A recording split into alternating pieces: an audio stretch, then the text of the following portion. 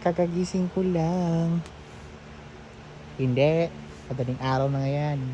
Mag-react muna tayo. Baka mabigising na sa katotohanan. Pakisabi na lang happy birthday yung efforts niya. Kung wala ka budget, ito na lang.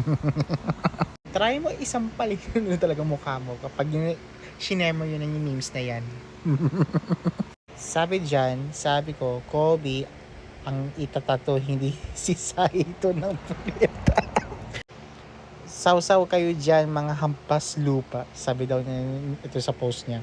Bakit nandun yung Aqua Plus? Kindly explain. Sabi dyan, last money ko na to. Mukhang hindi pa tatanggapin. Ewan ko kung memes na to na nakalagay. Kung totoo man lang, ito yung legit. Pag hindi, ML lang yun. Galing kay Jungwoo, di na ma-open yung Roblox app ko. Nakakainis. Tara, laro. Di nga ma-open, tanga ka ba? O sadyang nga may saltik ka lang rin sa bungo. According to Bumpanot, sabi, convo ng isang 9 years old at ng kaklase niya, trending ngayon sa social media. Combo, ito, Diyos ko po mga bata na yun. Ito yung, according to the, kay Cassiel, or Cassiel. Sagot, nagsiselos ako sa inyo ni Liana kanina. Kala mo lagi muna nagbibiro ako?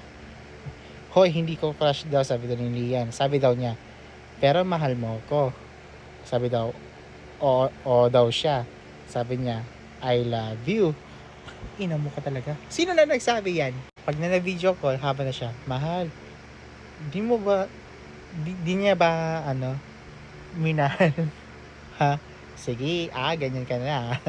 Hoy, sorry daw siya. Bala ka, bala daw siya, natantampuan niya. Nakatampo na siya. Hindi niya minahal. Sabi daw, anong mahal? Baka makakasakit siya. Sabi daw, basta. Di kasi nag-aantay. Love. Ayaw yung sasagutin. But may love? Tinanong daw siya. Nagko-question mark. Sabi dyan, wala. Ganyan ka na, sige, okay lang. Pag ganyan daw siya, ibig sabihin, kung ganyan na naman siya, puro ganyan palagi. Hindi, pero crush daw. Gago. Huy, sorry prank lang yun.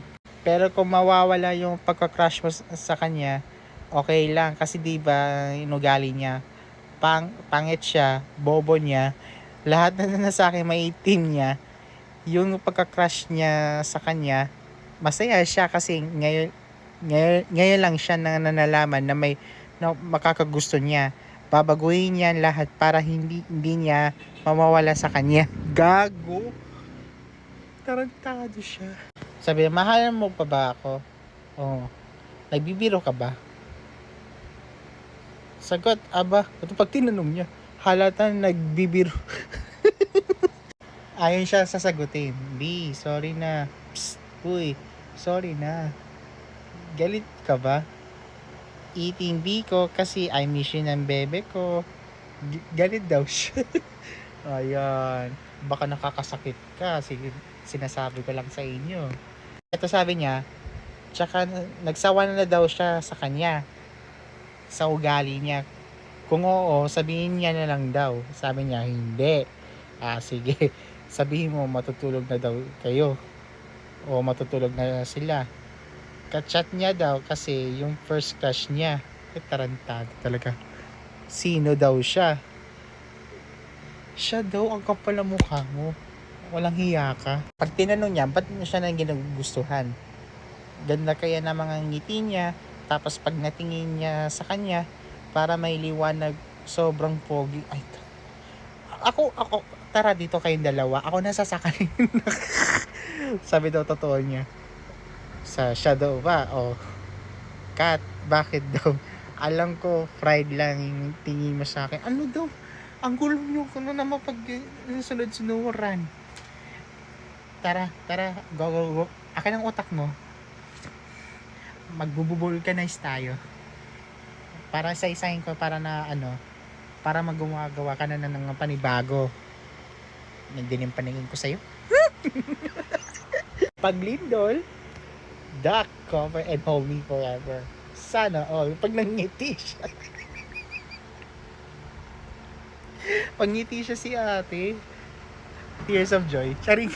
According to Valorant PH, nangawit kakaantay para makalaro. Parang nostalgic ano. Kung nakikita mo yung nangangawit siya. Nakipaglaro siya ng Dota, Counter-Strike, etc. Valorant, ganon.